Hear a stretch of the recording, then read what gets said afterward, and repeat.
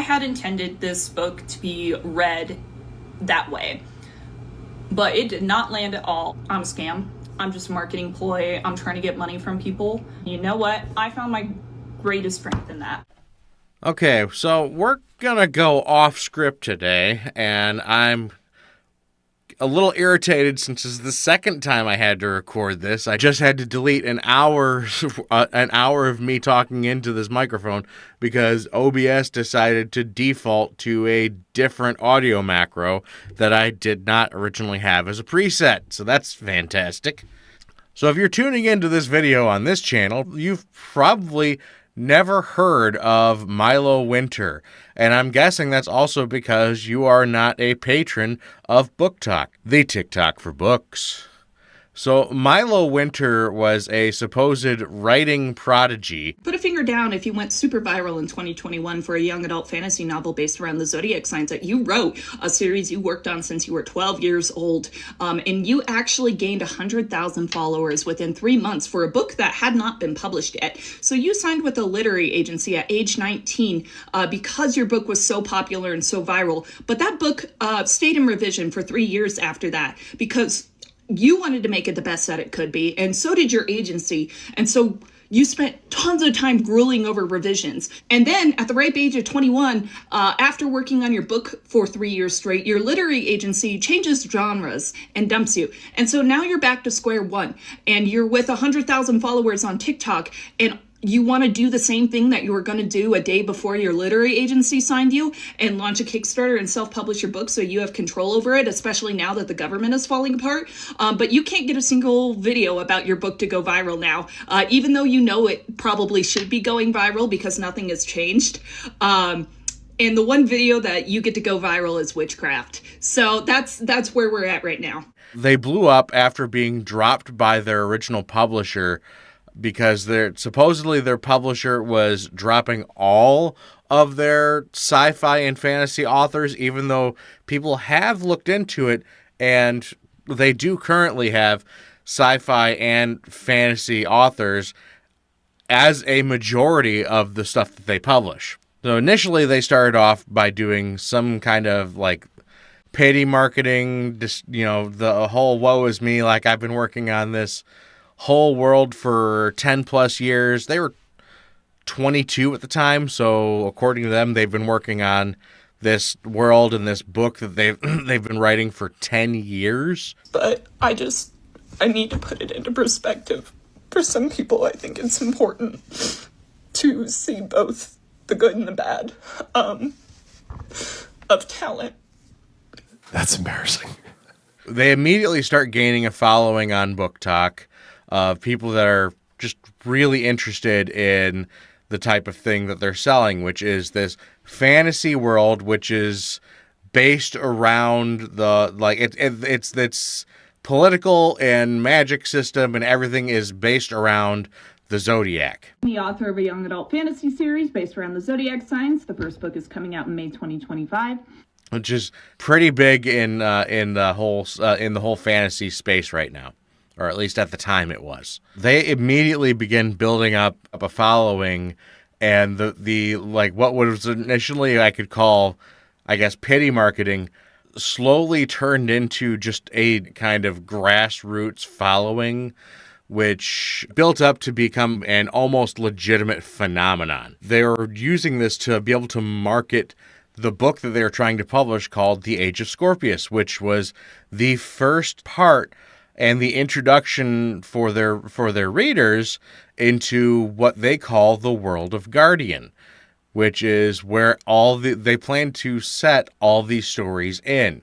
This is supposed to be the first book of many. And they clearly had huge plans for what they wanted to do with this whole fantasy world. And eventually, they decided they're going to self-publish their debut novel, The Age of Scorpius, which actually went very well for them.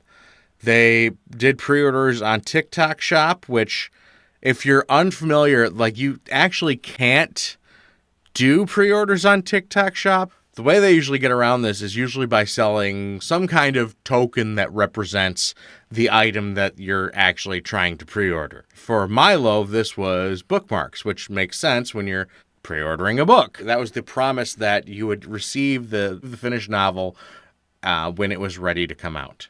Now, leading up to the release of the novel, Milo's TikToks started taking a bit of a turn. I am now a six-figure business owner of a digital creative studio. I made a really interesting choice as an author, and that choice was to sell pre-order copies of my book here on the TikTok shop, and I ended up breaking records and selling 4,700 of them. It would actually be more than that because I now have to limit them to 50 per day because I need to be able to keep up with the bookmarks that I'm shipping out with them.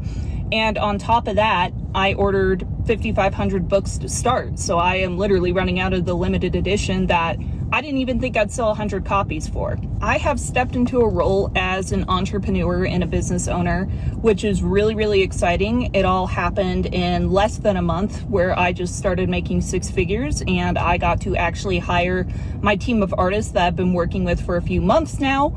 I now have animators on my team, and that book will be published on June 30th, 2025. It is coming very soon. Well, they started getting advice from other authors on TikTok about the dangers of self-publishing and things to look out for.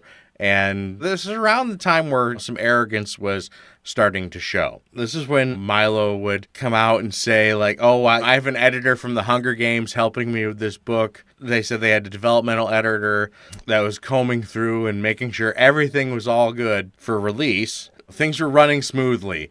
So they would start referencing a book by Malcolm Gladwell, which said that in order to achieve mastery in anything, you would have to put 10,000 hours into it. We're also going to talk about Malcolm Gladwell's theory of 10,000 hours to mastery. If you are not familiar what that is a theory, obviously, by Malcolm Gladwell in his book Outliers. Super, super good book. I highly recommend it. I read it in high school, and I'm willing to bet some people watching this video might have also read it in high school. He states that writing is a developed skill. It is not a natural born talent. And in order to achieve mastery, he says that one must spend 10,000 hours. I have achieved mastery according to Malcolm Gladwell's theory. As a reason to say that they had achieved mastery in writing, which, you know, there's a lot of qualitative elements to it, and I don't see any writer actually saying that they would ever have completely mastered the craft, because at that point, like, what do you have to achieve? What do you have to learn? Why bother putting out another novel when you've already achieved your masterpiece? There's a lot of back and forth between Milo and their audience and other authors in the room. Okay, I'm going to be so honest. I had a much longer video recorded responding to this, but I don't want to humor you that much. And then eventually their book does come out. Now, it sure would not be good if Milo had started talking all this shit and their book absolutely sucked a big one.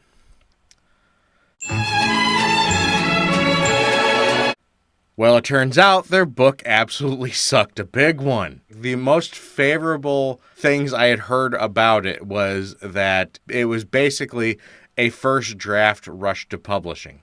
They had a lot of repeat ideas that were basically told in different ways at different points in the book, as though they initially introduced something early on in the book, had a different idea later on about how this thing should be brought into the story, but did not go back and rewrite that earlier section to make it make sense. There were plenty of effectively repeat passages that told the exact same information in slightly different ways that were effectively back to back. And then there were just passages that referenced things that had nothing to do with what was going on.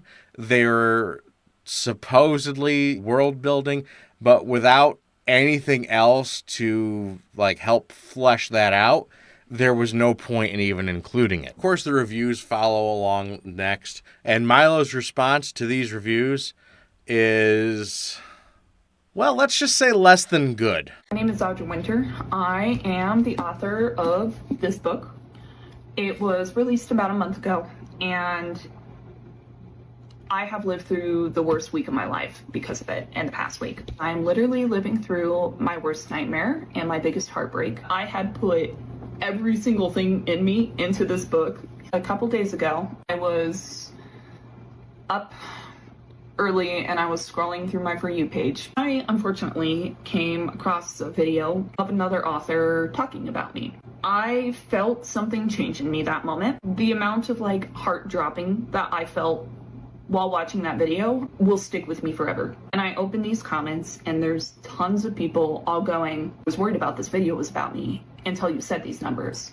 I just sat there for a little bit and went, how can you say that you were worried that it would be you, and then proceed to turn around and say that about another author? When I saw that video, I closed out the app and I went to my studio space and I said, I'm fucked. Up until this point, I had very positive reader reception. They don't take the constructive criticism very well. And from what I saw, a lot of people were really just trying to be nice. They were just trying to be nice because they understood this was somebody's first book. They were just starting out. They had a lot of growing to do. A lot of them just wanted to get the point across that we understand this is your first book, but if you're going to ask money for a product, it's got to be up to a certain quality standard. And this just ain't it. And of course, to respond to this, Milo first starts claiming that all the reviews and everything was 100% positive until one person gave it a negative review. However, the person that they reference, they went out of their way to not name the author, not name the book, and just said this is a brand new author, just starting out. They do show promise, but this was a mistake, and it did need to be addressed. And people were criticizing the narrative structure, which Milo later came back and said that the reason it's written that way is because it's written from the perspective of someone who's neurodivergent. I am somebody who is neurodivergent, and I was afraid of being interpreted wrong because of this, because I do know that I write in a different voice, in a different style, in a different perspective. I had intended this book to be read that way. So it's written in a neurodivergent way, but there are ways to write a neurodivergent person and still make it understandable to the average person. There's, authors do it all the time. And then Milo eventually came back and admitted that Age of Scorpius was not what they were hoping it would be, that it did have flaws that needed to be addressed, and they had planned to do a revised version of Age of Scorpius.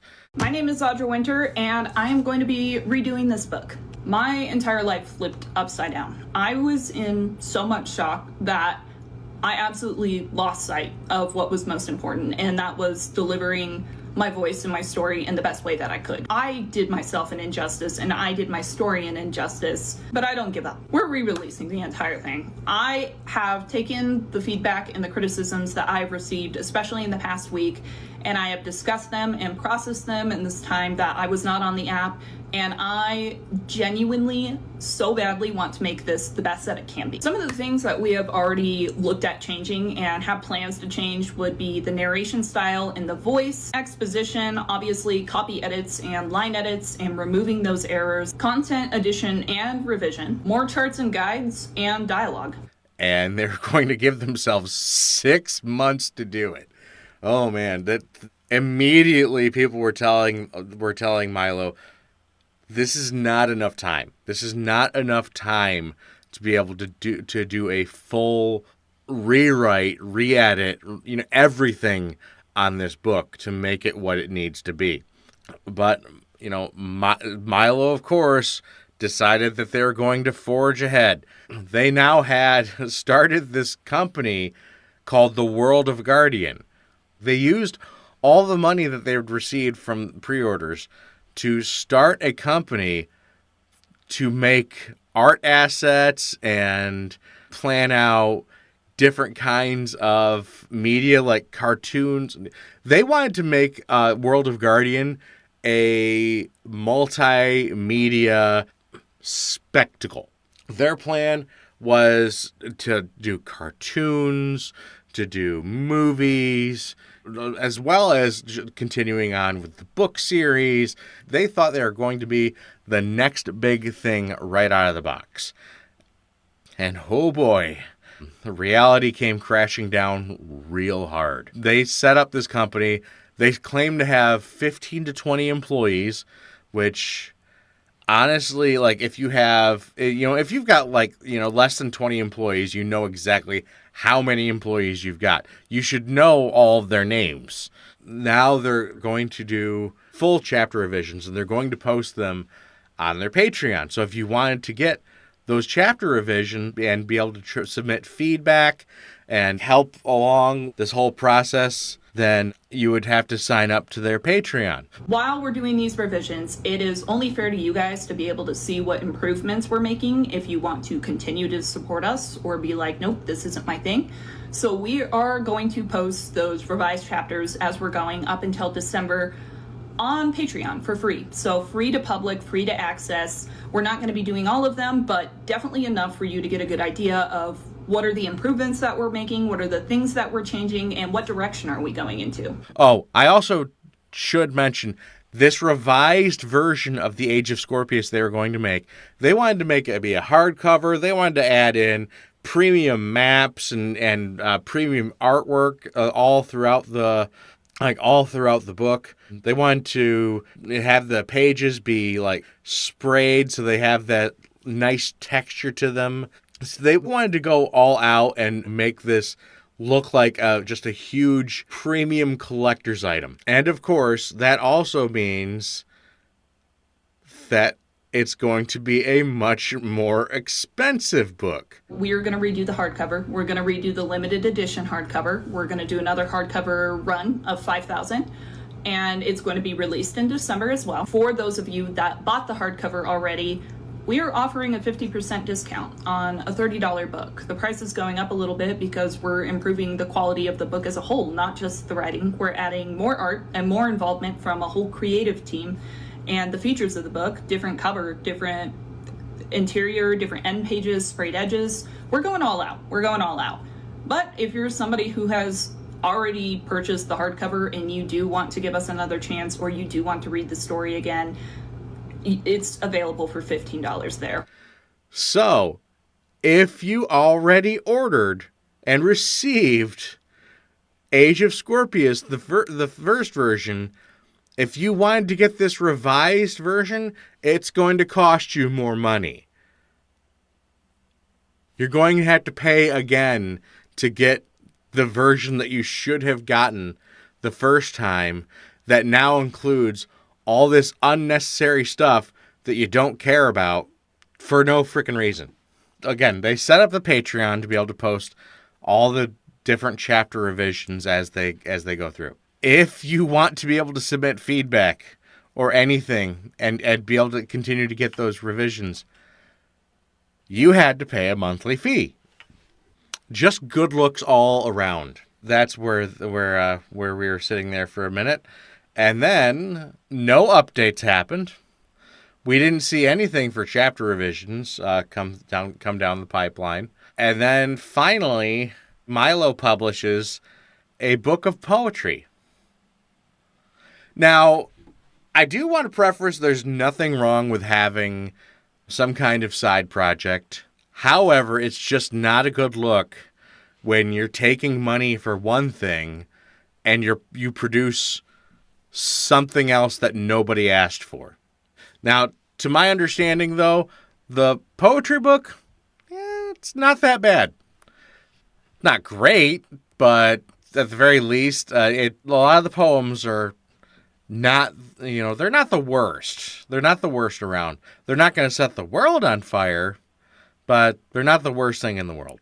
Fast forward to pretty close to right now. Milo officially cancels the Age of Scorpius Revised Edition. This should not actually come as a surprise, because it was just, they didn't give themselves enough time. It's very clear that they're going through creative burnout, and they're trying to force themselves to do something they clearly were not ready to do in an insane time frame. They had basically given themselves, it's March right now. They were planning to release the entirety of the revised book this month. It just wasn't going to happen.